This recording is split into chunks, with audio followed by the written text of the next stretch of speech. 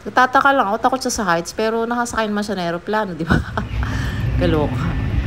Oh, ang ganda ng tanawin dyan. Oh, tapos, mas maganda doon sa may, ano, sa may dagat. Kaya lang hindi ako masyado makakilos kasi, syempre nakakatakot kumalaw. Baka tumaob.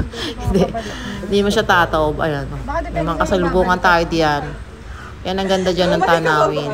Kaya lang, hindi natin siya masyado maanuhan, mabiuhan. Kasi may salamin naman yung ating sinasakay niyang cable car. Buong ano yan, may salamin. May konti lang siyang siwang. Para may hangin. Ganyan, oh.